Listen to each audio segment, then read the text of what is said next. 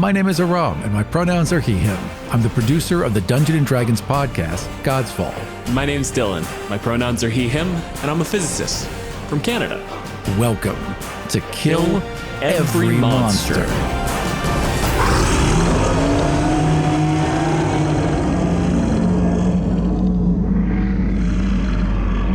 This week on Kill Every Monster, we are featuring dinosaurs.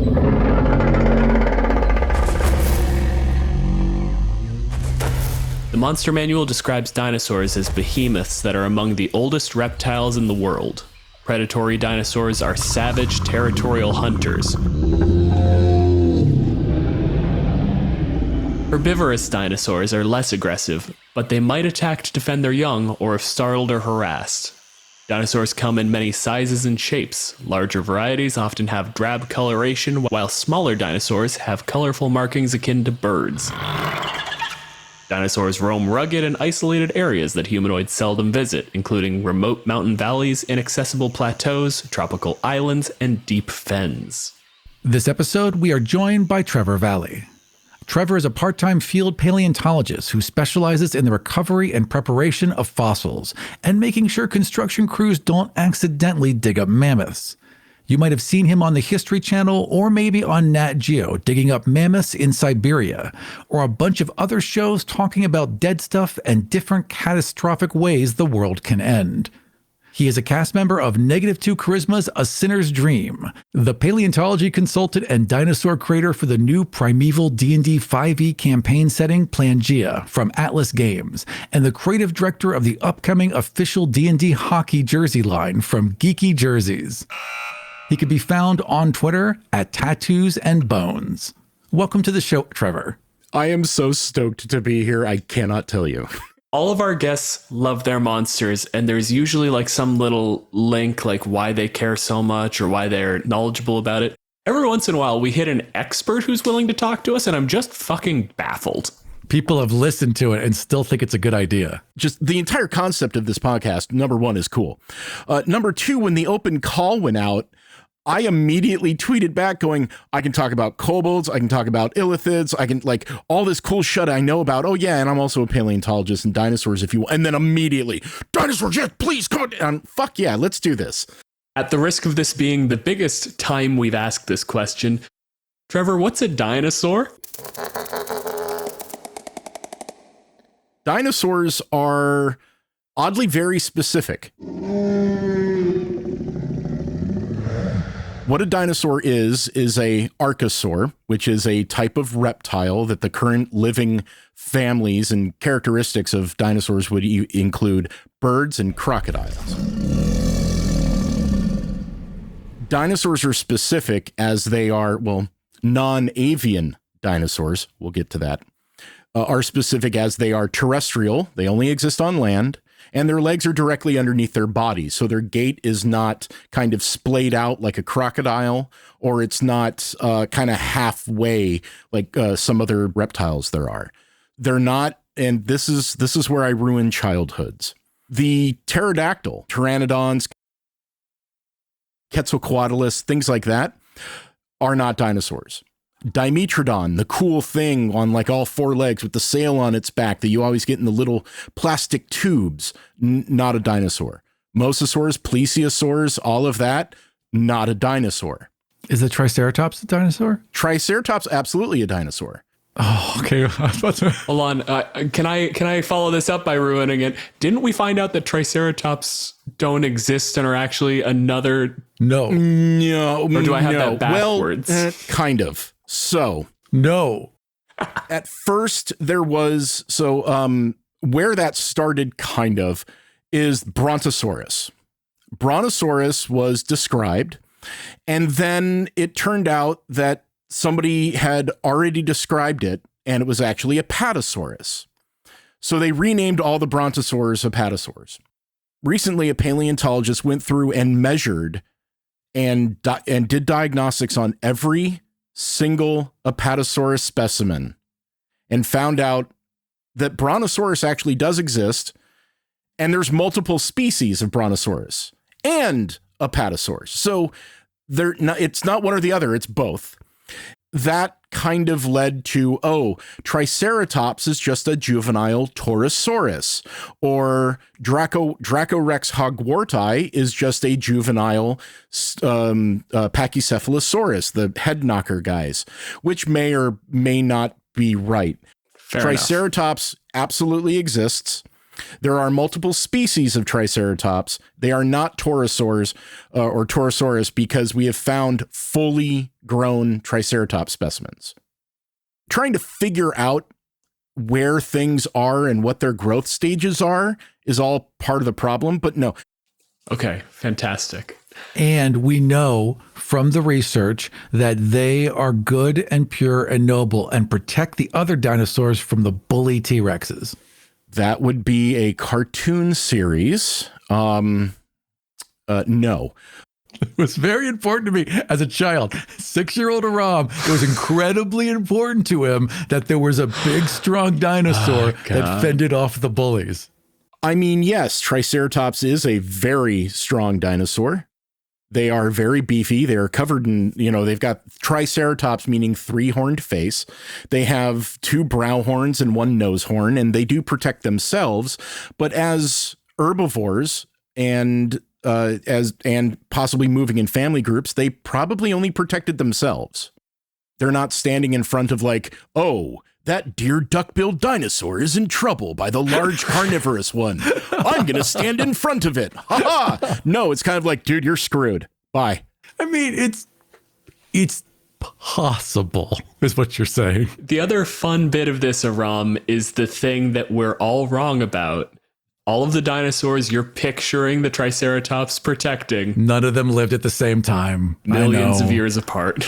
That was really devastating. I do love that entire little paleontological saga of discovering the separations in the species, because I worked for a little bit in astrobiology for a short stint.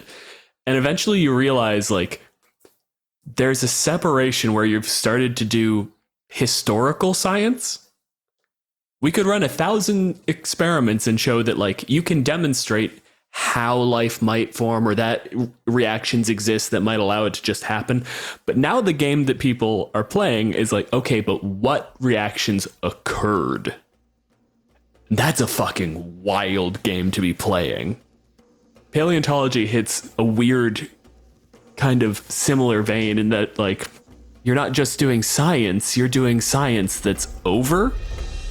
You can't take that to a lab. It's really weird. But strangely enough, you still kind of can. Because we do find evidence, fossils don't mean just bones. And they don't mean things fossilized. So fossils are just evidence of ancient life. So footprints, dung, both mineralized, these coprolites, and not mineralized. Mammals like the Pleistocene, the last ice age, things like that. We've found, I've personally found woolly mammoth carcasses in permafrost in Siberia, where I could take skin samples and send them to DNA labs and look. And I actually had an Olympus biological microscope with me in northern Siberia on the edge of the North Sea, doing a full necropsy on a mammoth carcass and looking for blood cells, looking for all this. And it was crazy because I'm looking at an animal that's 37,000 years old. Absolutely wild. And I actually cried when I first saw it because I'm like, I've only seen bones of this thing. But then you start expanding that into deep time. That, as a former astrobiologist and physicist and all that, deep time gets weird.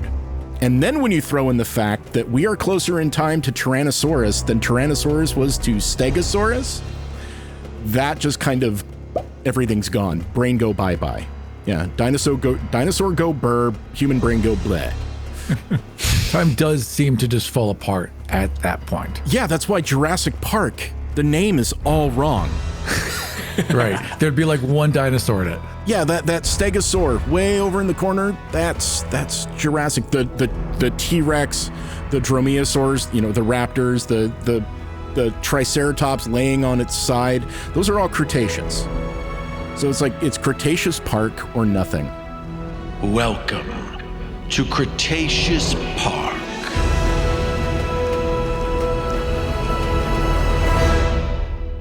Cretaceous Park sounds like shit. The Cretaceous Park.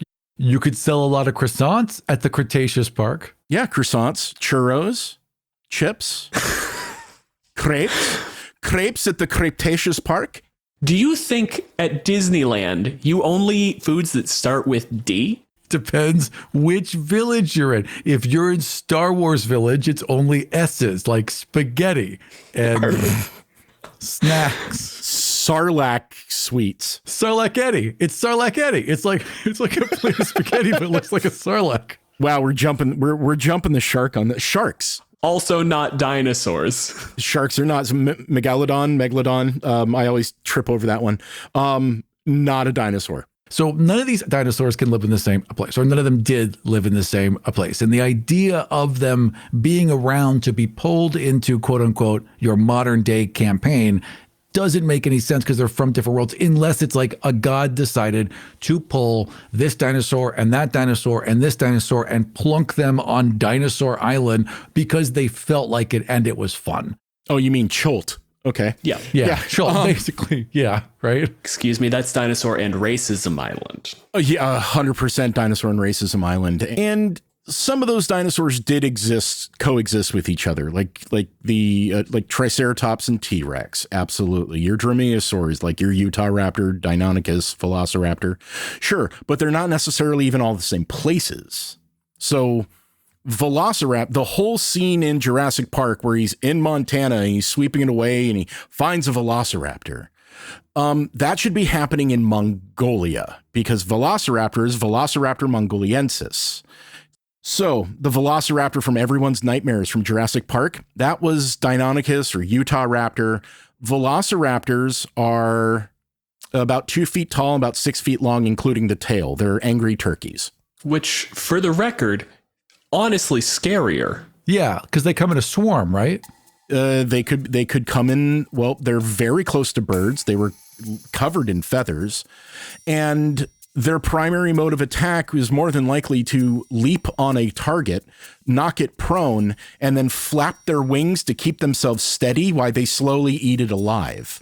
Which also is pretty much what Sean described when we talked about The Rock.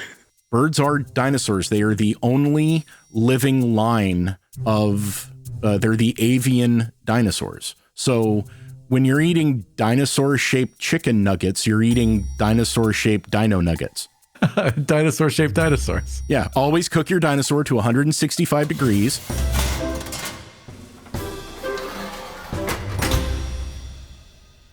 How would you take these disparate creatures, right, that shouldn't be in the timeline of the world you're playing in, unless, of course, you've gone back in time in your campaign? How would you introduce dinosaurs into a campaign? How would you use them?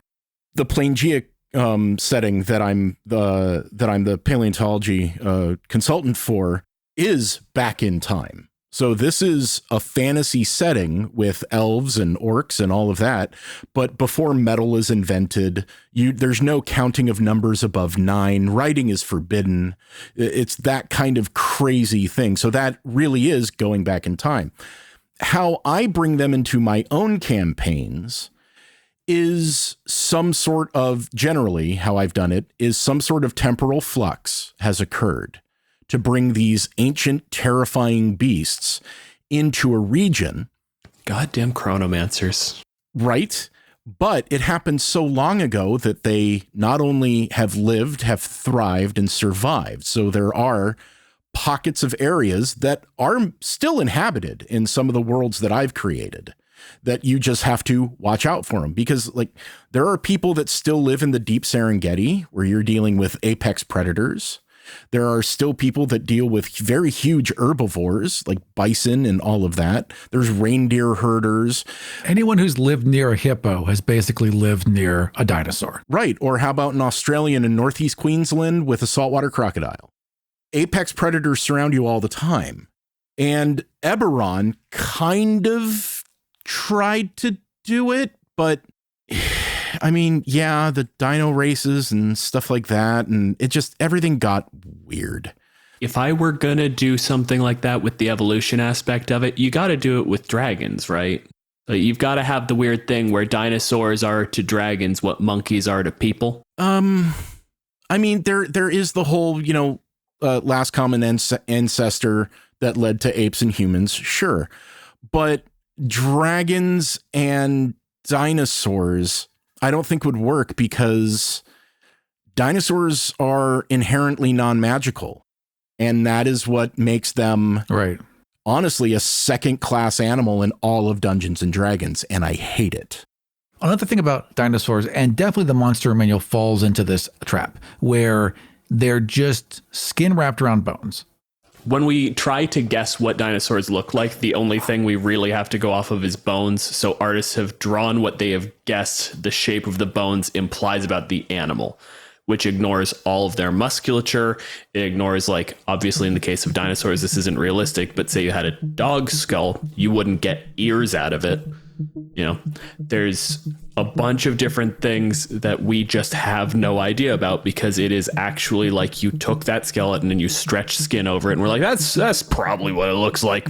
When dinosaurs were first discovered, at least when they were first documented, fossils had been found all the way back into, ye olde days. Greeks talked about finding seashells up on top of mountains. So there's some kind of large primeval uprising that had to happen. They thought that large fossilized shark's teeth were actually fossilized tongues. They weren't really sure when they first started finding these things how they were built. Take your classic Tyrannosaurus pose. Standing up, very upright on its legs, using its tail as a tripod, and walking around all like, and trying to eat things very like Ray Harryhausen-esque. Stop motion animation, crazy things. Now we realize that tyrannosaurs are actually in the shape of a T. They have this massive head that's kind of low to the ground, very parallel to it, and a huge tail that counterbalances it on their hip joints and their legs. They're very, very strong, very powerful, and now, because of the way we can biomechanically model things, we can add the musculature, we can add what strain, how much how rigid their tail is. There are entire biomechanical parts of studies of paleontology that are nothing but trying to figure out how the muscles worked. And then you figure out, they had hollow bones, so now it would attach this way. And what would be the overall weight of the animal because it has to fly in the case of like a pterosaur or pterodactyl. There's so many different sciences coming into paleontology nowadays, and it's amazing. But we still run into the problem of what color were they? Did T-Rex have lips? That's a disturbing thought. What if they had lips? Don't want to see a T-Rex with lips. I don't know if I like that. Just all of a sudden it goes to take a bite and the lips retract and then you see the teeth? Oh. Yeah, that would be like, very creepy. No, not a fan of that.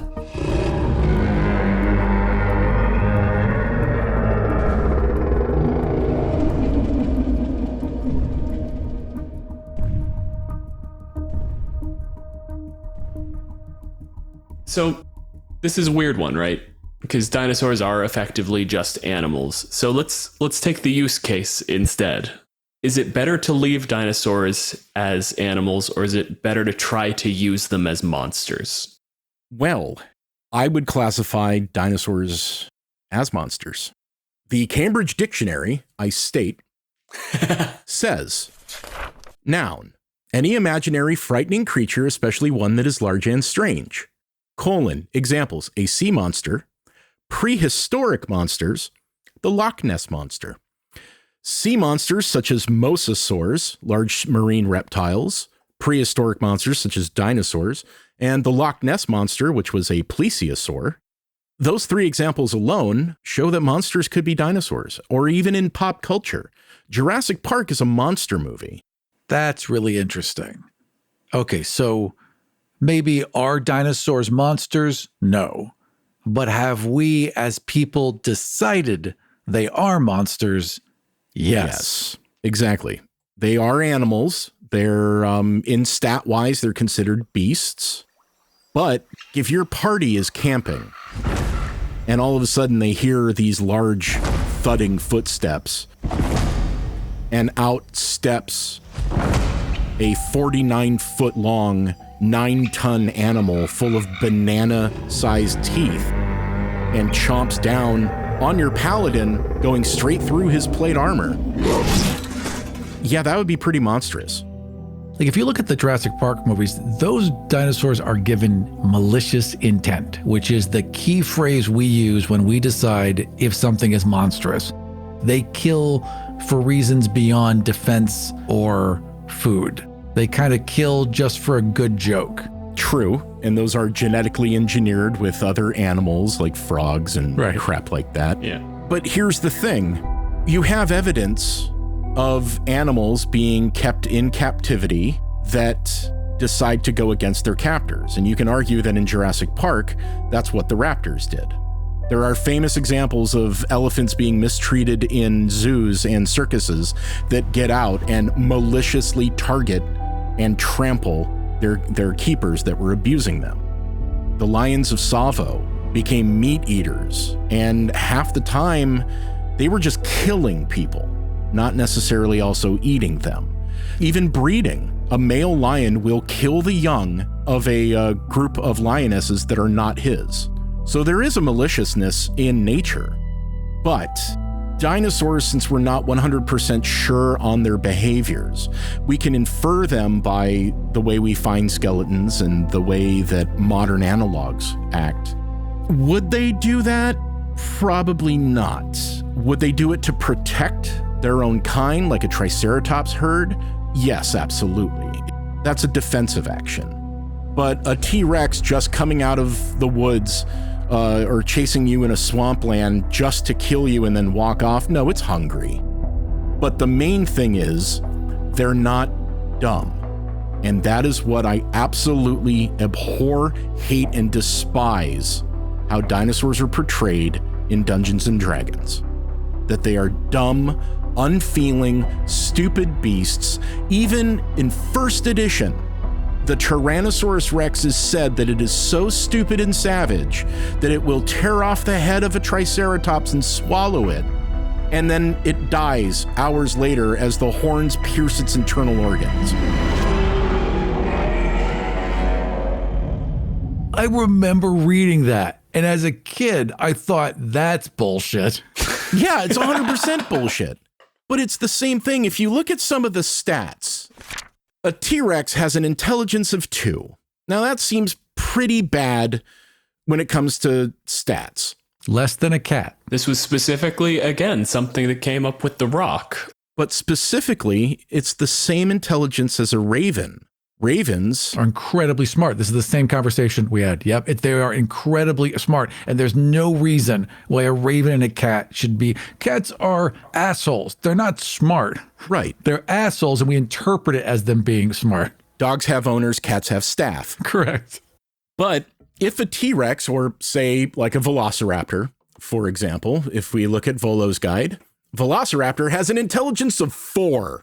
That is not a stupid animal. No. If ravens have been documented for tool use and cleverness, like using sticks to pry things out of man-made things, waiting for traffic to roll over walnuts so they can eat them, laying traps for things. All we needed was someone in Birdemic to say the line, "Clever girl," while there was a raven out a window, and they'd have an intelligence of 4 as well. People never treat them that way. And I don't care the size of the campaign. It could be a massive worldwide phenomenon, actual play, all the way down to a home table.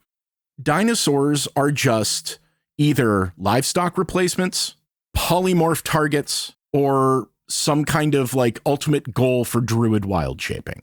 In that case, what do you do to change them? Treat them like the animals and apex predators and absolutely gorgeous Cretaceous, Jurassic, and Triassic monsters that they were.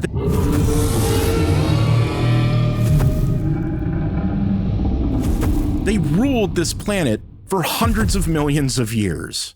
It took an asteroid and massive volcanic activity to wipe them out, and yet they're still here as birds.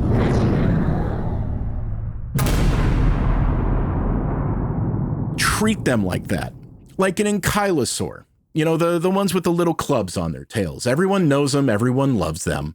They're my second favorite. I picture if the Triceratops is the tough jock who's nice, who has a heart of gold and protects the weaker ones from the bully T-Rex, his jerk friend who like isn't really down for protecting people, but will like swing in if he's around and that guy gets jumped. They're buds, right? But the tail one's kind of a jerk. Yeah, I could see that. God, you make me want to bully you. Like, we can go all the way back to first edition. They have one attack. It's their tail swing, does 3 to 18 points of damage. And that's it. But that's first edition. If we look at it in fifth, they have one attack, and it does 4d6 plus 4, an average of 18 points of damage. That's it. Doesn't knock him down, doesn't do anything, doesn't add an additional layer of threat, doesn't have a range of threat, nothing. Ooh, it can reach 10 feet, one target. Big deal. It also has a speed of 30, and it's a huge beast. Size category is huge. Why can't it move that 30 feet and then force you to make a strength check as it plows into you and body slams you to knock you prone and then slams its tail on top of you? Why can't it not do a pass-through attack where, say, up to 3 targets within range of its tail, it tail sweeps? This is something that I think 5th edition in particular does not take sufficient advantage of. Anything that is area of effect, anything that hits multiple targets, it's almost always a spell. Right. But giving them that like 10-foot cone attack. Give a swipe attack. Exactly. Yeah. That's the best way to represent an enormous creature swinging its tail.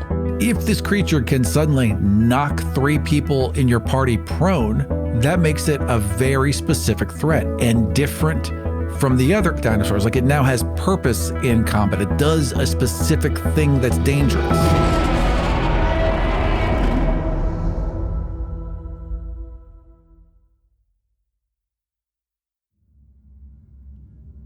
Around. Yes. Dinner tonight was pretty much the same as it ever is. Honestly, the food here isn't terrible. It's usually a little bland. It's prisoner food, but you're being fed with the intention of keeping you capable and alive. Also, to be fair, I mostly eat raw carrots that I seem to pull out of like... This is the single magical ability you innately have is access to carrots, and there has been no point where the warden has gone like, this is a problem. It's just been, you're a fucking weird case. And they bring me pretty good salads, but once in a while, just because I'm a dick, they'll bring the food the whole way there and I'll be like, that's all right, Doc, I'm all set, and just eat a carrot. There's always a little bit of someone in the characters they make. Your character is the absolute fucking worst. Dinner is fine. And then you're sluggish, not tired. Oh. Yep. You know, you could just ask. When you come to, Waller is in the room. What room am I in? Oh, this room is... It has been referred to as the briefing room. Right. Everyone is aware of the briefing room. Several people have described the briefing room. It doesn't look the same every time. Highly mission dependent. You're pretty sure it's in roughly the same place in the facility. There are probably a couple of these. God only fucking knows. You are sitting next to... They call him a lichling, the necromancer. His entire thing has been like a very successful head transplant, more or less. Oh. He's been replacing his bits and he can like control them at a distance. He's a whole fucking thing. Looks around, looks over at you, smiling, turns back, still smiling. You think it might be a nerve that got clipped wrong in the transplant. The hell is his name? They just call him the lichling. Oh, this gets worse and worse. All right. He looks around. Is there anyone else or is it just the lichling? Oh, it's Waller. I expect Waller, but there's no one. Oh, fuck. We're fucked. he just sits back and he hangs his head. He's like, God damn it. All right. You were getting close to out. What's the mission, Waller? She waves a hand, and there's a projection, an illusion on the wall of the room, and you see a large island complex, sort of rings of walls in a jungle area. There's this nice tower up the middle. You see it, and you look at that structure, and the first thought in your head is fucking wizards. This, Thumper, is the complex of one Jean Hermant, an elven chronomancer. He has been harvesting interesting creatures from across time, largely in the past, which we are deeply grateful for. He did once successfully pull a mind flayer from 300 years in the future. We had that killed very quickly. He has reported in to us. His containment protocols have been breached. Shocking.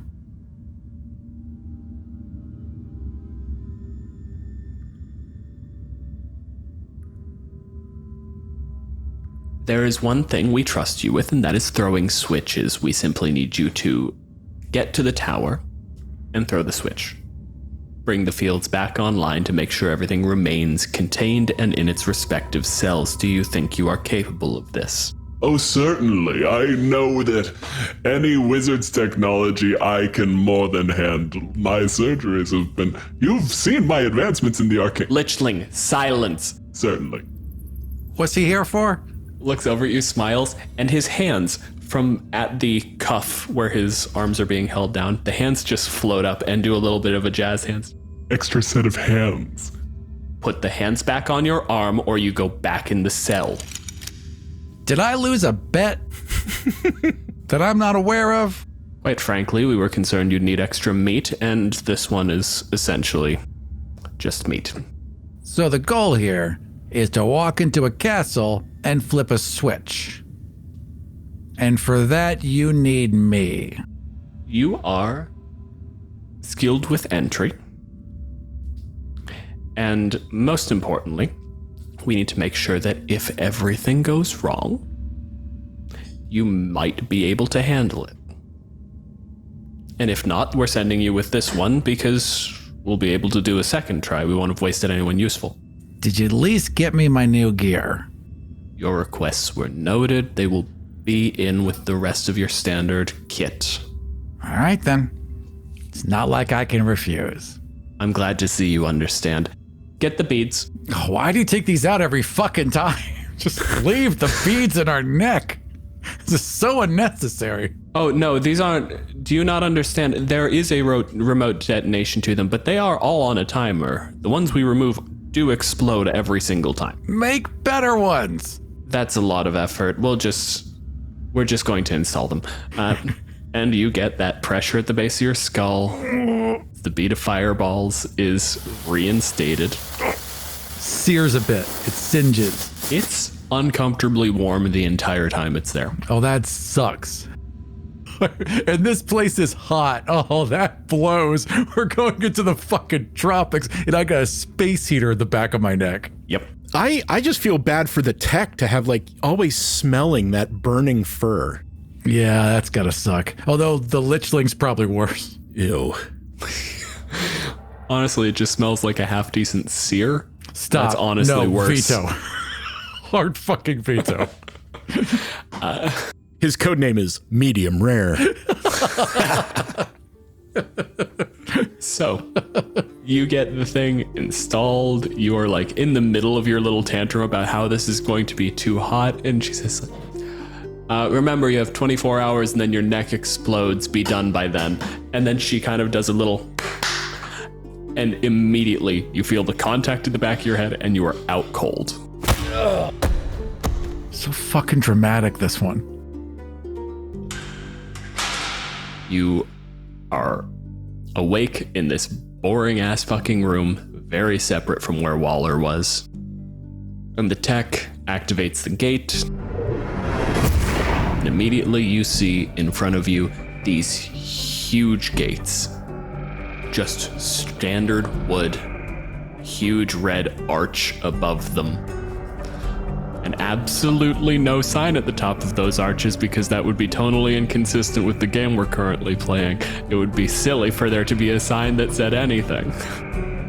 The Lichling has been changed out of his standard kit. He's now wearing a Hawaiian shirt. And the two of you are pushed through the gate. It is, as always, like 3 feet off the ground. Just enough that when you're pushed out, you fall. Just jerk level, right? Yeah. Yeah. Fuck you. It's at spite level. Not enough to fuck with the mission. Not enough to danger us. Just enough that you can fall over a little bit and it'll hurt. The gates are closed. The Lichling sort of looks around and goes, Oh, this was magic. This certainly had magic on it. You think the giant doors might have been magical, do ya? he looks over at you. Yes. Got a name there, Lichling, or is it just Lichling? Oh, that'll do fine. I'm not a full lich yet, I haven't. The bindings of the soul are complex. Great. So, how do we get past this once magical gate? It's now a non-magical gate. And he pushes it open.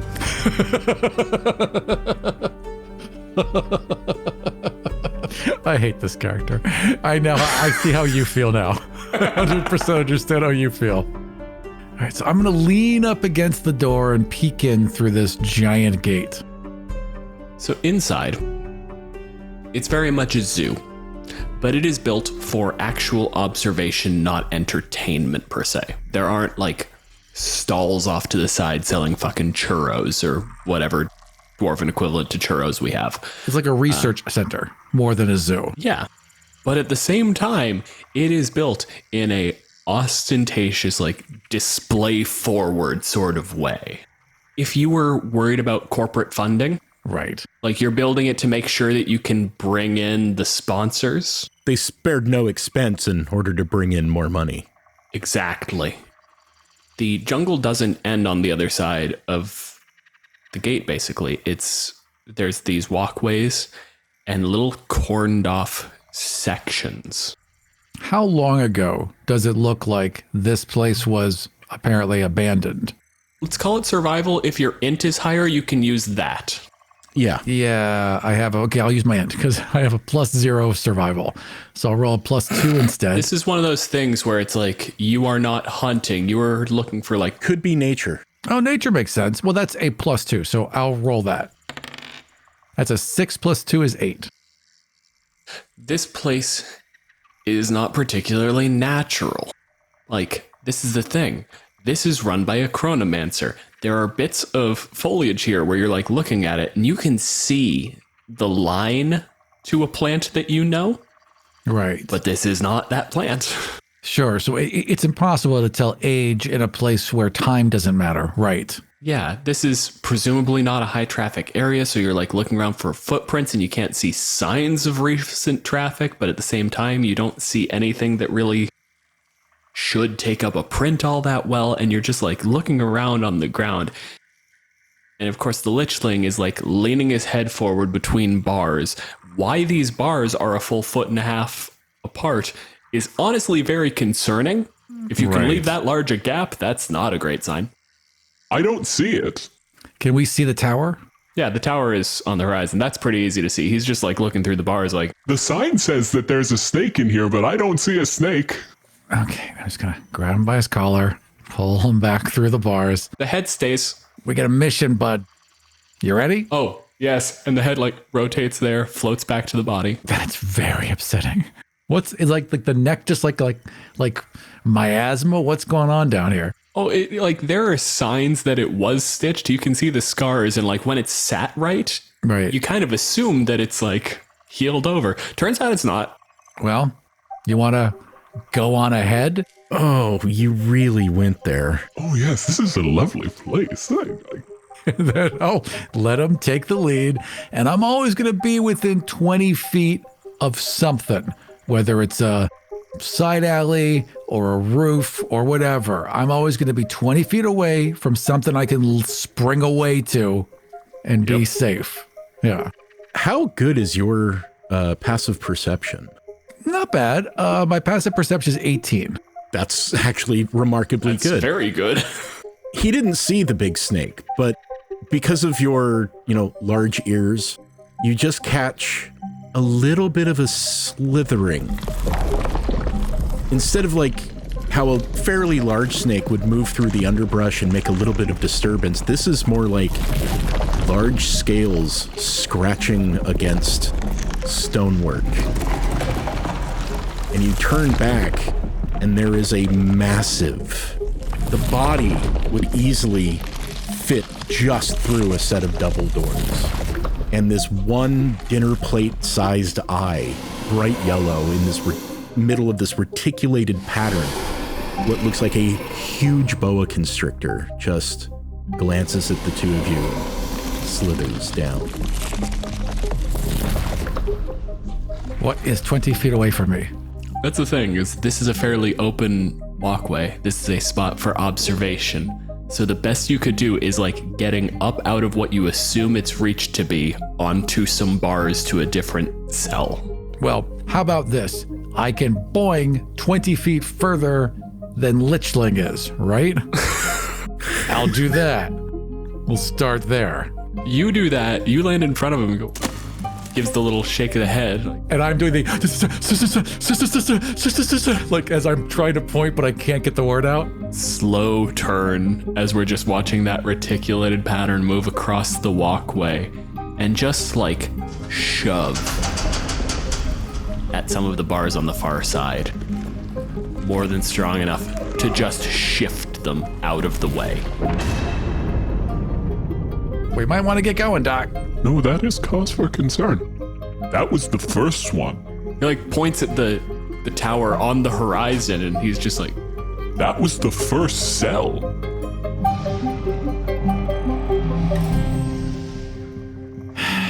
Waller's briefings always leave a bit to be desired. And he would just turn, square off his shoulders, clench his fists, and make just start stomping in a straight line towards that tower. keeping pace with you, just like as you're sort of like jogging ahead. It's a little bit of a scramble until we get almost a Rayman effect. The legs just sort of, feet separate off the bottom of the leg, breaks at the knee, breaks at the hip, and now that the legs are a little longer, the Lichling just keeps pace with you. The entire time, it stinks of ozone. Do I even know what that is? It's the thing you smell when lightning happens, and you have been around too many castings of lightning Yeah, bolts. it's true. I've been around way too much fucking lightning. Just statistically. Yeah, all right, so what is the clearest path for us to get to this tower? I assume we're walking down some sort of main street, passing different buildings and stuff like that.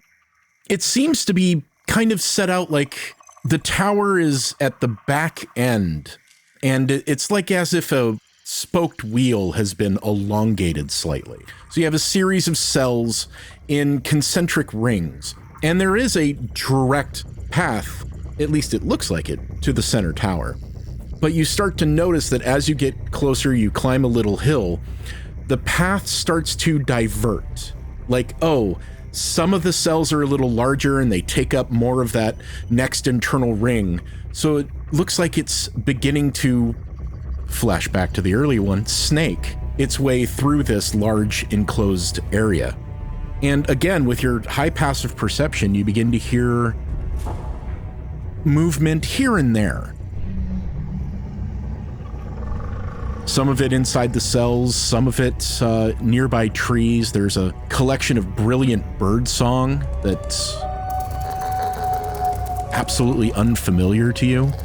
Large packs of trills and return calls back and forth. Just this kind of almost primal cacophony. Yeah. But not your songbirds or anything that you've ever heard before. You know, I'm looking at my buddy Lichling here and realizing that if something was looking at us that wanted to eat us, there's only one of us that looks tasty, and it's not him. The moment you think that, the bird calls stop. Oh, shit. And what you thought were up in the trees are actually on the ground, racing toward the Lichling. There are these 5 brilliantly colored birds, running bipedally fairly quickly. Some are like scarlet blue and red, little bits of that iridescent purple that shines in the sunlight. And as you watch them, they're not flying, they are flapping their wings. And each of them has one extremely sharp talon on each of their feet. And as a group, they leap upon the Lichling. Even with your high perception, you did not see them coming. Yeah, they are quick birds. So what am I looking at? I'm looking at like giant birds. I'm looking at giant angry birds. They basically look like very colorful long-tailed turkeys with a horrifically sharp set of teeth in this almost reptilian-like maw. Mean parrot turkeys. Right. Yeah, mean parrot turkeys is a great way to say it. And they are swarming Lichling, and it's kind of disturbing at first because they're taking these small leaps, latching their claws on, and starting to bite and rake. He is screaming. He is terrified. He is keeping himself alive entirely because they are jumping on him, and he is getting his arm in the way and then just backing away from it. Well, while he's engaged and distracting them, I will start taking pot shots at them.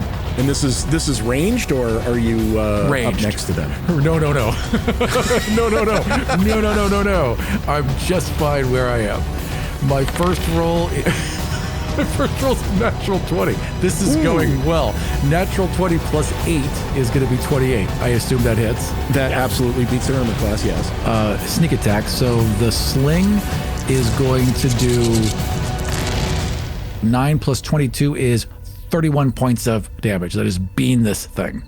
Oh, absolutely. And just the main one that's trying to hop from arm to chest just gets knocked right in the back, just at the nape of the neck. And it's that sweet spot. And you just see it drop.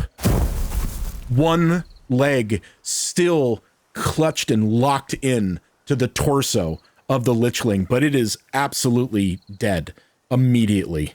And one of the other one flinches. It's the only reason he manages to get his arm back. And you just start seeing these spells go off, just rapid fire, just ray of frost in random directions. As like the arm is pointing, the hand is not quite fastened on in the direction he expected. Sure. So the aim is just fucking wild. If you could please give me a perception roll. 8 plus 8 is 16. Ooh, 20 plus 10 is 30. You don't see the 3 running at you from behind as they leap toward you. They have advantage on attack rolls against any creature they have surprised. So this is going to be nasty. Let's see here. Ooh, well, that's not that good. Does a 19 hit? 19 does hit. Okay. Then that would be, okay, that's another 19. And then, oh, that's way higher. All of those hit. Land their claws and just find little chinks in armor, piercing through the armor into your skin. One's grabbing straight onto the hair, and they are beginning to flap their wings. Oh, that's not good. And you realize they are latched onto you. Okay. And beginning to bite and bite and bite. All 3 of them begin snapping at you. Oh, well, at least those rolls are low. You take a combined 19 points of piercing damage as they are just ripping into you. So we're gonna cut to Lichling Proper's turn. He sees this going. As I'm just cursing up a storm behind him. And he manages to sort of just pull just far enough away with one free hand, and he mumbles some words. He manages to get his way through the words to Thunder Wave. And Aram, I need you to make a save. What? Oh, fucking hate this guy so much. God. All right. Aram, you're a 9th level fucking rogue. That's true. He knows this. You know what? Maybe I'm not giving him enough credit. I see what you're doing here. Okay, so I need to make not a reflex save. I need to make a dexterity save. And that is going to be a 14 plus 8 is 22. Okay, yeah, that's absolutely going to make it. And because it's a reflex save, I don't take any damage. So I see him go to slam his hands together, and I've seen that bullshit before. So just before he does, I duck. It's actually a Constitution save for the record, so keep your roll, just switch the bonus out. Fuck. Remind me, what's your proficiency bonus right now? Because I'm sort of... My proficiency bonus is +4. That same roll, I rolled a 15. Oh yeah, they're not good at con because they're small. 1 saved. Out of 7. 7 turkeys explode. So he popped this off at a 3rd level spell slot. That's going to be 22 damage to any of them that fell. When that thunder wave goes off, he claps his hands. Thumper ducks. Your movement is rather restricted. You realize that as they're flapping their wings, they're trying to push you onto the ground.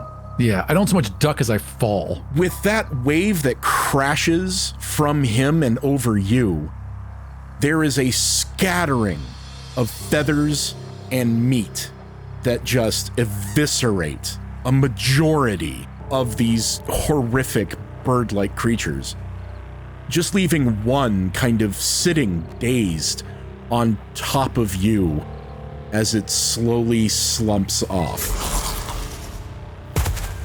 We should start to run now. I get up, I stab that thing. Well, no, I don't even have a knife. I don't have a knife. I just get up and I just snap its neck, crack its neck, like, yeah, you think? And we just start bolting. Yeah, we just start running now. As you're running, you realize as he's speaking to you, the Lichling is not panting because he has not been breathing this entire time. He just turns to you and, as if standing still, just says to you, "That was quite a loud spell. I think everything probably heard that, and I don't think that was a good call. I'm very glad you didn't die. I'm also very glad I didn't die. But also, this seems like it was wildly ill-advised." Yeah, there's a lot of time left for dying. You got any healing spells there, Doc? He, looks down at himself. I did not. I understand that was a dumb question. All right, let's go. And he just starts double hoofing it. Now I can run 40 feet. How fast can this guy run? However fast as is narratively convenient. Fair enough. Okay, so his legs grow longer and we just start bolting it. Yeah. He runs at a speed of fuck off. We're just right. He runs at a speed of you. And strictly speaking, he's a wizard. He could do like a long strider or something like that. There's a narrative explanation, but mostly shut up. There were ambient noises. Not just these strange things calling and trilling to each other as they set up the ambush. Everything is deathly quiet after that thunder wave. Any of the cells that you were running past on your way to the tower, nothing is moving. That deep resonant boom just silenced this whole area you're in. How far are we from the tower? I would say 300-400 yards at this point. We're talking about the sort of distance where if you're in pretty fucking good shape, you could sprint it. Right. You wouldn't have to break sprint, but also I would get tired before I got there. Agreed, but you're not a rabbit. Yeah, no, I specify, dude, I set the baseline of in pretty good shape. I already know that I didn't make the fucking cut, okay? Yeah. I would, so my inclination any other time would be to start stealthing, get to the tower quietly, take the extra time, and do this right. With monsters, with snakes and giant lizards, or birds that can, there's no point in going slowly. They're just going to find us. So we need to move as quickly as possible. We're just going to keep sprinting. And I am going to break out the bag of magic beans, and I'm going to load a magic bean into my sling. I knew those damn things were going to come out at some point. As you're running, the Lichling is doing his best to keep pace. He's fallen a little bit behind. You're now at full sprint, and this is where you're starting to lose him. And he's looking around, and just off to the sides, you're seeing as you get deeper in, those bars are torn open. These cells have been rent. And as you're going through, you see this thing, like a dragon with horns out of its face, a massive, almost collar coming off the back of its head, and a beak, just eating off of a bush. Hand goes up. Stop. He just comes to a stop and goes, Are we afraid it's eating a bush? Okay, I see what you're saying. It could be just an herbivore, but look, let's not risk it. We're going to go by quietly. Can you do that? Absolutely. invisible. All right, then. If I sneak at half speed, I get advantage. And the way I figure that this works is that Bugs Bunny is doing that bump, bump, bump, like that kind of like walk, real slow, big, huge steps. Yeah, no, I get what you're saying. You are the worst person. Yeah, no, I follow you. That's what's happening right now. So if I'm rolling stealth with advantage, which is already plus 12, 17 plus 12 is 29. Even with advantage, the Lichling gets a 16 total. You fucking worthless twat. It's just walking. That ambient smell of ozone is still going. Right. Can't hide that. No, not really. The large frilled beast does kind of sniff a few times and then goes back to eating. It knows something is there, but it can't see it, so it doesn't really care. Right. If it's not big enough to see, it's not a threat. And you're about 40 or 50 feet away, and you just, like, as you're sneaking, taking your time, and you look back, it has stopped eating, and it is staring right toward you, but kind of up. I slowly look up as the camera pans with my eyes. And standing on a small ridge between two cells is quite possibly the largest lizard you've ever seen. Maybe 40 feet long. It's standing somewhere 3 or 4 times your height at the hips. And you just see its nostrils flare as it stares directly through you at that 3-horned beast. What is to the left and right of us? What is to the sides of us right now? A series of broken cells, their bars twisted and torn, foliage, but you do see the path is beginning to curve Right. directly toward the tower. So if we were to sprint forward, we might be able to get out of the way in time. Is that what you're saying? Possibly. Oh, for God's sakes. You would have a chance. I grab him and I'm like, run. Because there's no point in us staying in this sandwich zone between these two just run. And I just start sprinting as fast. It's like, if you have spells to make yourself go faster, do it. Yeah, as you turn back to yell at them over your shoulder, you realize that you're not feeling the drag you ought to. He's still lagging behind, and you are absolutely just holding a forearm. Oh, for goodness sakes. You know what? I will just angrily throw the forearm in front of me because I know he'll catch up. He'll just pop back on and be like, come on, run. And I'm going to use my dash action each round and just run as fast as I possibly can. Oh, yeah, that's what, 80 feet at that point? Yeah, I have a walking speed of 50. If we're running, it's 80. If I'm dashing, it's now 120. Yeah. Oh, yeah. I was going to book it. Absolutely booking it. I mean, I'm a rabbit. Well, yeah. Yeah, we're aware. And the moment you move, there's a brief distraction. You feel it more than see it because you're looking straight ahead. And as you glance back, the Lichling is beginning to kind of drift and catch up, but there is this face-off beginning. The booming you're hearing are these steps of this extremely heavy animal as they begin to pace each other. This is going to be a clash of titanic proportions, and you just feel the need to run. I'm going to glance back and look because it's cool. It's hard not to look at dinosaur fight. I mean, you're going to want to look back, but I'm not distracted from running forward either. It's a fairly brief run for you, and you throw the arm forward. The Lichling is trying to keep up. Every time you throw another part of him, he seems to just be dragged along, and you're finally getting to this large tower, these very beautiful sculpted doors, a little archway above it. And it looks like the archway is just two like large crossed elephant tusks. Cool. And it looks awfully inviting. You do see through a couple windows that the lights are on. There's a little bit of torchlight flickering. There is? That seems is this guy still here? We're like, I pull up in my briefing folder. I'm looking through it. It's like, the fuck, is the guy still here?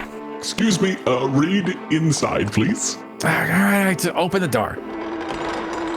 Door swings immediately open. You grab his forearm and you run in.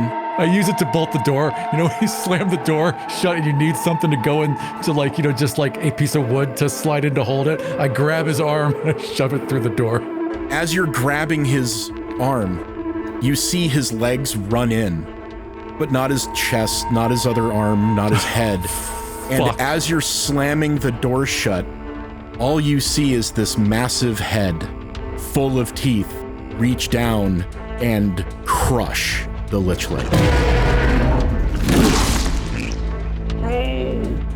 The arm goes limp in your hand, the legs topple and just lie there still as you slam the door and shove the arm in.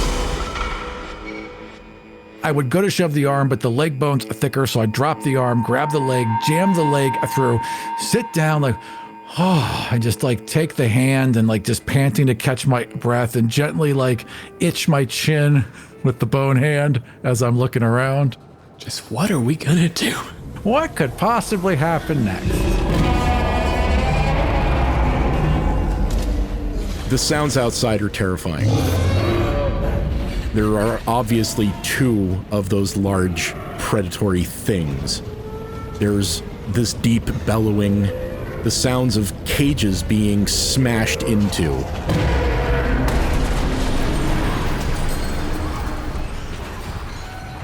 Every once in a while, just the dull slurp and chomp as what was remaining of your companion, not really friend, gets ingested. The interior is simple. There's a large conference table.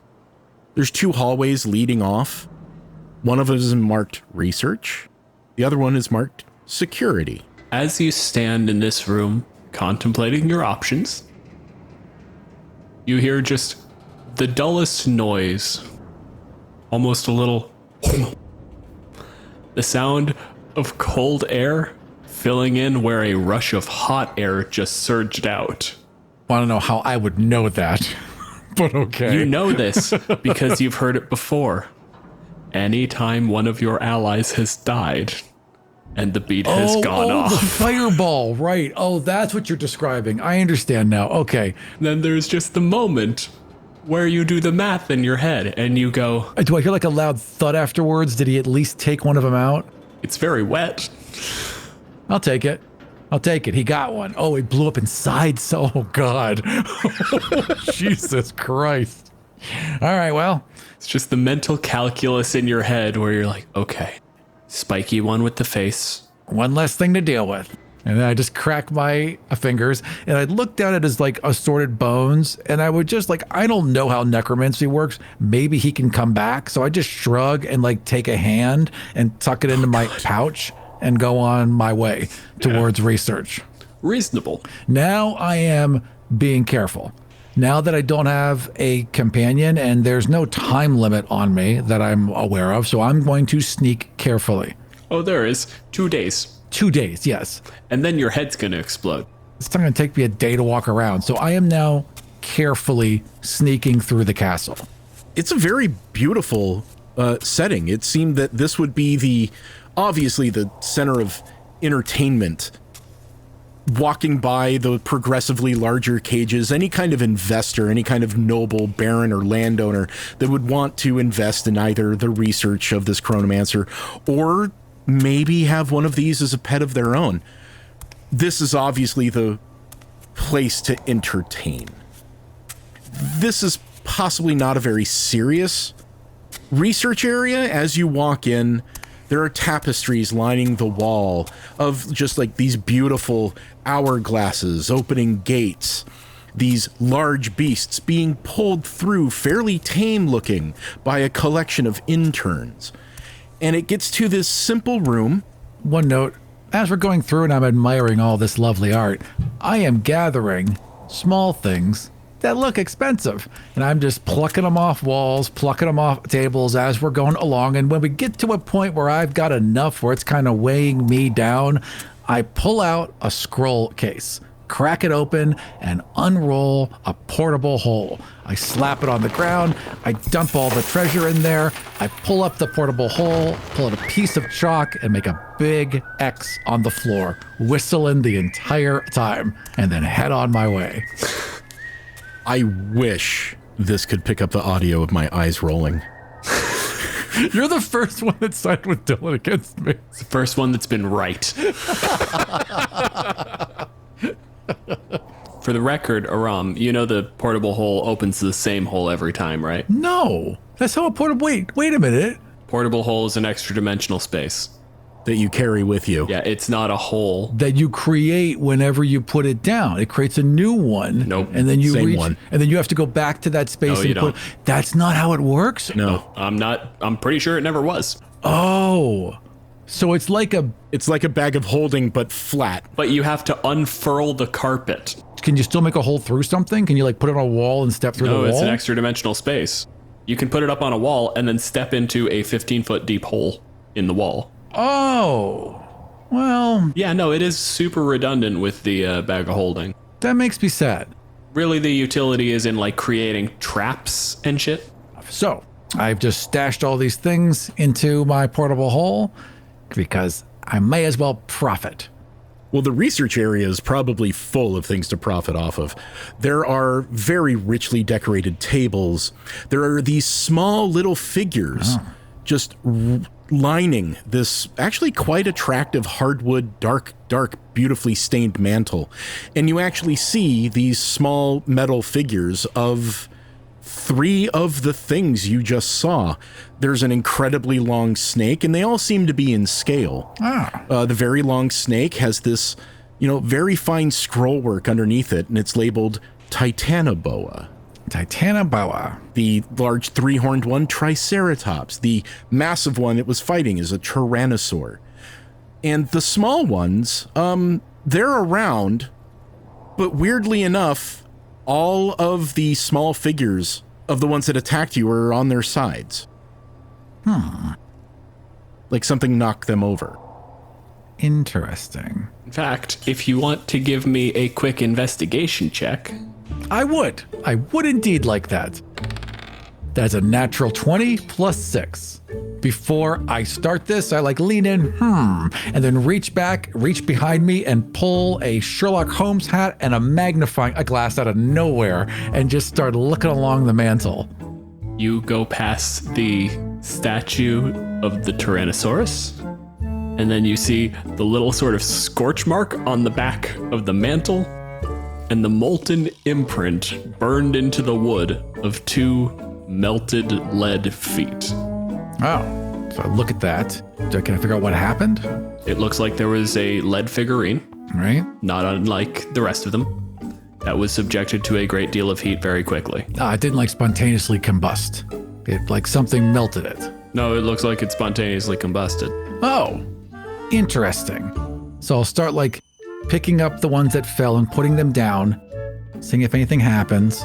The moment you start resetting the ones that knocked down, outside one of the slightly open windows, you begin to hear those same familiar bird calls. Hide, right away, hide. I just hide. You hide, and it's a good minute or two before you realize you're inside a building. I don't know if the building's secure. I just walked in one door, and not one fucking door's been locked so far. You walked through this entry area. There were a couple of doors. You're on your way into the research wing. All right, so after 5 minutes in the broom closet, I take a steadying breath. I peek out. I see that I'm okay. I'm like, okay, just get it together, a thumper. You're also realizing you were on an upward sloping, this is it wouldn't have really clued in until you're looking out the window that the hallway sloped upwards. You're on the second floor for that thing to get in, it would have to actually get up the wall, which also it's like bird shaped, so maybe it can. But like, yeah, right. Okay. Well, either way, we're just gonna keep moving. Yeah, I've done enough. I've done enough loading. My hole's pretty full. We're gonna keep on moving. Shit. My hole is nice and full, Dylan. Let's get going. Oh, again, I see what you go through every episode. Yeah. Yep. We're friends. As you keep heading up, and you know the same thing. Tapestries. There are some nice either like small crystals that are illuminating light, or maybe a candelabra. Neat. And you finally get up and on what seems like forever, but that's because the sloping path is very slowly gaining in elevation. And it's a wizard. They're very eccentric. Sure, it's the Guggenheim, but for wizards. You come to a room where there is a small model map of the entire complex. Each of the cells are labeled, and a majority of them have these little lead figurines. And you begin to notice that there are a handful with either broken open or missing figurines. Maybe they were the ones you saw downstairs. As you're beginning to count, 1, 2, 3, 4, 5, 6. there's one missing. You're counting the lead figurines in your head, and you're counting all of the cells, and the broken cells seem to have a respective and representative figure that would have been the ones downstairs, but there's one missing. It's a fairly decent sized cell. You know, a fairly large creature would probably fit in there, maybe 2. So I'd stare at that for a moment, contemplate it, and then, is there a lever in that cell, in that little model? No. I don't care. And I would keep on I would keep on going. God. Because there's not a lever in that cell. And I would keep on going. Yeah, the rest of the give me an investigation check for the rest of the room. 4 + 6 is 10. Yeah, there's nothing really visible. There's no levers or buttons. No, there's just the Poking at things, lifting up rugs, and eventually find my way back to the table. Find my way back to this map. yeah, it's just this model map. So it's a puzzle, is it? And I pull out a carrot. Did I see any little figurines downstairs that aren't represented here? There are a bunch. So inside each of the intact cells, there are small metal figurines of these strange bipedal, again, like bird-like lizards with large crests. There are strange ones that have spikes on their backs, and their tail ends in these four dramatically sized spikes. There's even one that looks like this flat armored pancake and a clubbed tail. There are just these bizarre and disturbing looking animals from the past. But then when you count, you're like, okay, that's where the little ones that attacked us were. That large paddock is where those two massive tooth-filled ones were. That's where the one with the face was. That's the one with the snake. But that one you can't find a figure in. And it doesn't, the size-wise, it doesn't match any of the ones you've seen. You're just looking over this model of the entire island. Is there like a little "You Are Here" X? There's not a "You Are Here." There's a tower. Right. It's maybe That works too.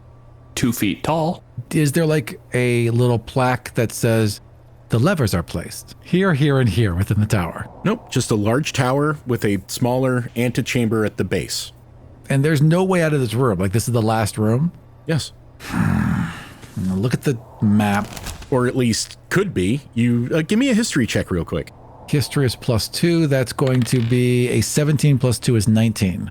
You remember that as you walked into the conference room, the very first room you walked into where the doors came in that you barred from the, what says Tyrannosaur. Oh, shit. There's a whole nother way. You look at the model and you're like, okay, this is the top of the tower. If I trace my way back to, oh, fuck, there's another whole door. And I would be like, all right. And I would just, shake my head, knock over some of the models out of frustration, and make my way back down to the main lobby.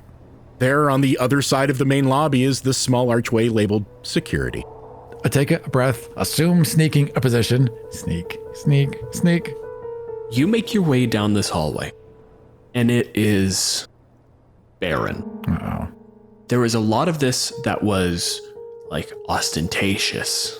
Wait, is it gelatinous cube, Baron? Because I just did that recently, and I'm a little bit like, No, you're like flinchy, and there's a moment where you like touch the wall and like check for texture, and then you're like, no, this is wood. It's wood. It's wood. It would have been fine. Okay. Would have dissolved. It's got texture to it. It's still fine, and the panic attack subsides.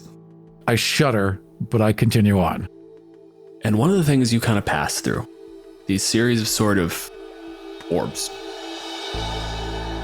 And as you pass through, you recognize the layout. This is yet another monitoring station. But this is far more direct. These are scrying. These are staring into those different cells. And you can see the models in stark color and flesh moving around. I tap one of the glass things. Like, can I like zoom in or anything? Give me an Arcana. 14 plus 2 is 16. Yeah, you can do simple manipulation. Anything that you believe that you could do given a video feed, you can do with this. Perfect. Can I find a lever? And you start panning through the rooms of the tower, and you realize there's one room. It's further down this hallway. It's up near the top. It's at the end of the security. There's an office that you cannot see inside. There are not levers. All of this shit is meant to be directly interacted with through spell work. Abracadabra. It doesn't do anything. You're not magic. Okay. It's not a spell. Alakazam. Still not a spell. There is one room left. It's written in an old dialect of Elven. Le bureau de Jean Herman. Do I speak Elven? I do not. Whatever the hell that means. The rare Quebecois subrace of elves. You can read the last two words. It's a name. Jean Herman. Oh, that's the guy. That's the guy I was sent here to find. All right. Jean, it seems, is a nervous man. Sort of man who puts his office on the far side of the security wing. Right. But also the sort of man who summons dinosaurs. So, like, I'm definitely checking for traps. you give it a once over, and it seems like this is for his personal safety, not necessarily to, like, ruin anyone's days. There's like a whole montage of me like blowing a flower and angling light from a mirror and like pulling a squirrel out of my patch to toss into like a room and see what happens. In front of a door that is like cracked open. Right. There's like half an hour of Just all these different wasted. things. Nothing, right? Like, all right. And I just shrug my shoulders, walk up to the door and peek inside. And you see an office. Simple, nice, well made, but nothing, there isn't even the ostentatiousness here. It is just good quality. There's a desk. The desk is covered in... like the office of an IKEA manager. Yeah. Sensible. This seems like the only place in the office, or in the island, where study is really happening. Everything else is for show. This is real. Bookcases, there are models, a life-size representation of one of the weird little turkey creatures. The first time you see it, it honestly makes you jump a little bit until you realize, like, this is sculpted painstakingly. It's articulated. You can move the jaw and check the anatomy of it. How's it going, buddy? And I do like I do a little puppet theater with them for like a minute. I'm just fine, pal. Really stiffen my neck. After I'm done amusing myself, I would, really look around the room. Like, is there a lever? You find a small little control station in the desk, basically. There are a series of tools, and after parsing it for a little bit, you're pretty sure most of this is protocols, security protocols. Ah, yes. Security protocols in this crazy desk. Why not? All right. Is anything labeled? I don't suppose it is. If it is, it's in fucking Elven, isn't it? Yep. Fuck. This is all basically the thing that you are getting, the thing that comes across more than anything else is this is the desk of a researcher who is doing his own personal work.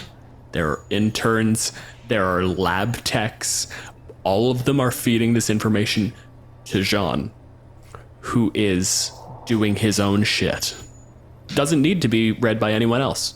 Doesn't need to be understood by anything else. It doesn't need to be labeled because I know what it does. Why are wizards allowed?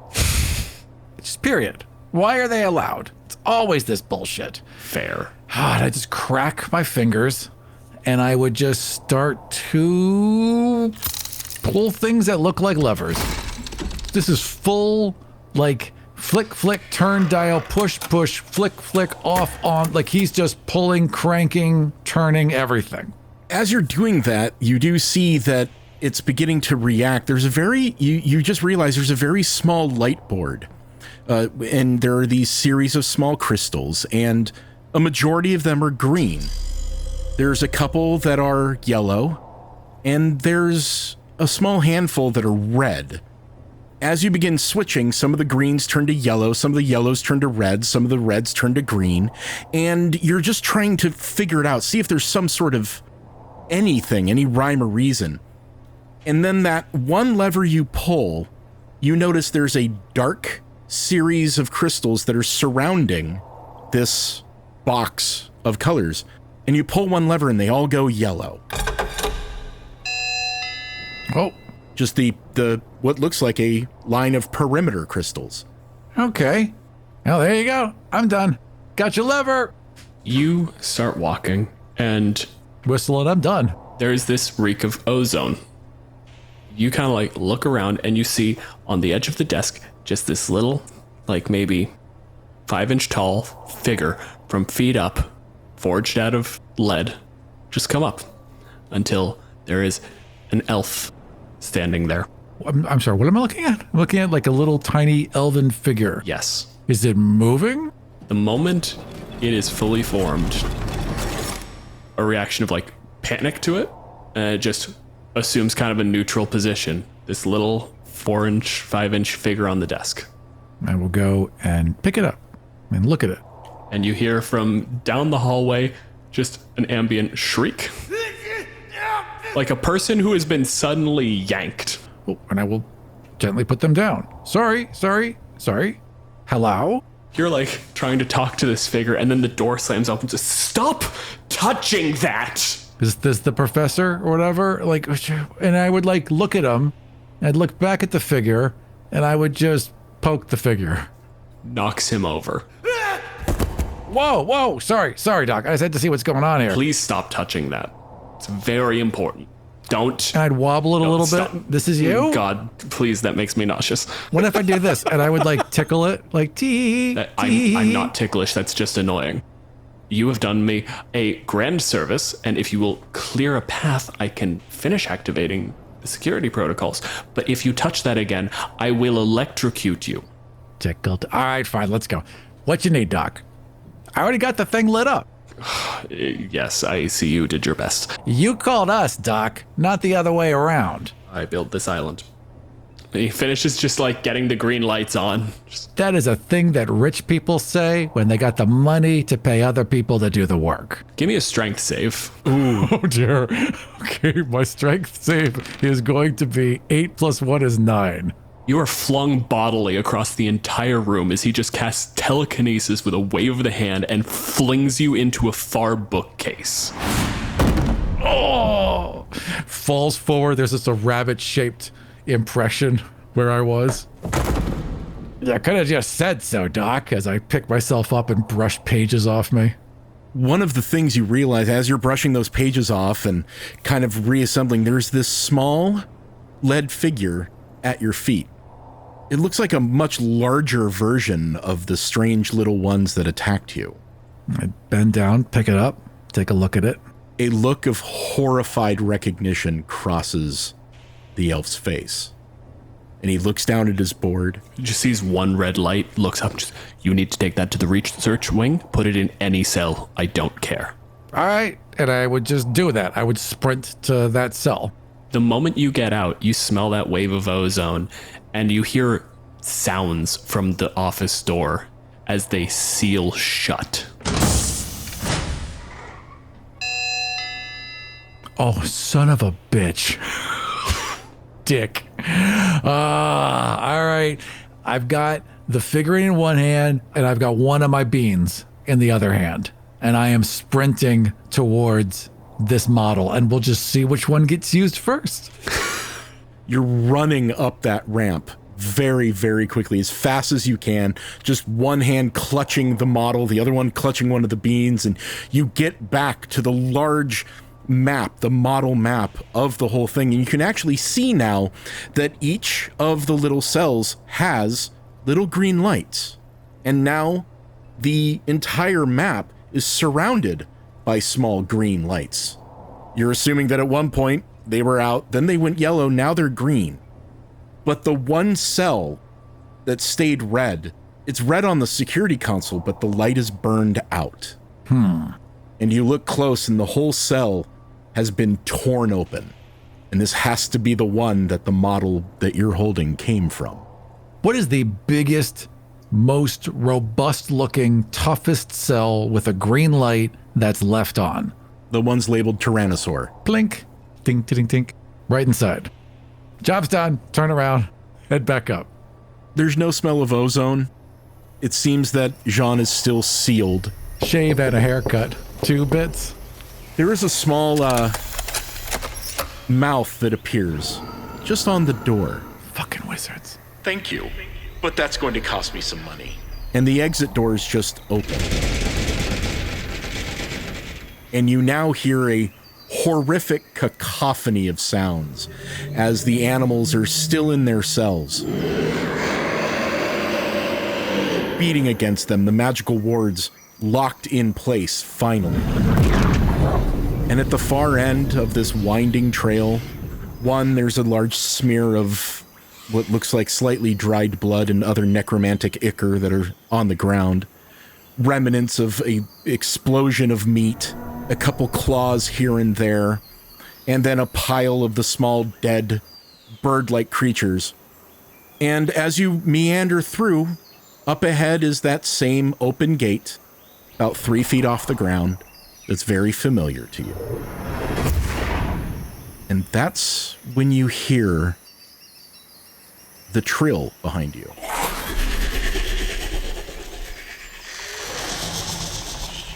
As a pair of these much larger versions of the smaller creatures comes out.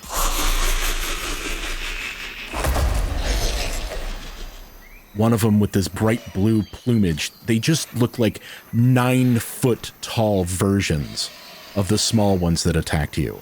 This massive sickle-like claw slowly tapping as they lean down and begin to slowly approach you. Behind me or in front of me? Behind you. You are between them and the gate. The rhythm on one of their strides is wrong. It seems like it's trying actively to keep balance. And when you look at it, the thing you see is a very, very stubby tail. As if something much, much larger tried to stop it from squeezing out between some very widely spaced bars. I would just take a glance at this, and there'd be that moment where, like, everyone recognizes each other, right?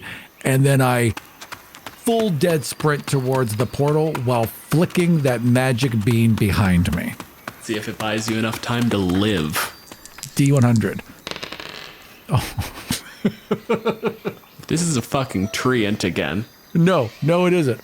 I rolled a 55. 1 die 4 plus 8. Let me go ahead and roll that. So 9 small pink toads. 1 die 4 plus 8 bright pink toads crawl forth, hopping about, roughly about the size of a football, bouncing about behind me. This only matters if something comes into contact with one. One of the creatures leaps over the bean that is exploding with toes and begins to rapidly pursue you. The other one with the club tail stops, kind of skidding, but it's unmaneuverable, kind of begins to step into and around, and if it completely fails that dex save, steps on one. All right. Its sickle-like claw puncturing. Whenever a toad is touched, it transforms into a large monster of the GM's choice. Size large. The monster remains for 1 minute and then disappears in a puff of pink smoke. I would imagine once one is summoned, that would probably set off a bit of a chain reaction. Listener, pick your 9 favorite large-sized creatures, unintelligent specifically. A manticore, a hill giant. Sprouts wide and just clubs the velociraptor. In doing so, takes a step, hits another toad. A wyvern emerges from under its foot. The wyvern shrieks, stabs the hill giant with the tail. A bullet explodes underneath it, grabs it with its jaws, drags it under. Abject chaos. The 2 poor Deinonychus that were pursuing you. One of them. Let's give him the other one. You have to have a toy to play with. One of them's a little busy. One of them's in a bit of a situation. One was more or less confused and is now in the middle of a brawl. The other one is absolutely on you. You can outpace it just enough. That's what I'd like to do. I'd very much like to do that. You take that last leap to clear the 3 feet into the gate, and there's an intern there, one of Waller's just like lesser associates. Close the gate! Close the gate!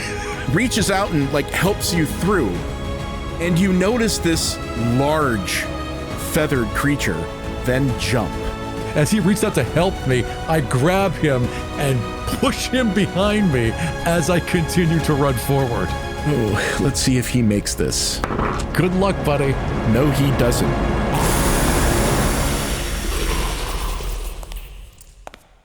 Hard cut. In a dark room, you are being circled by Waller. The core issue was in fact resolved, and I will give you that much credit. You are welcome. We lost a tech. There were witnesses. Do not try to make this sound good. Nothing good to say. You put a tech in a room with a dinosaur coming through it. What'd you think was going to happen, Waller? You were meant to reinstate containment protocols, Thumper. Did those?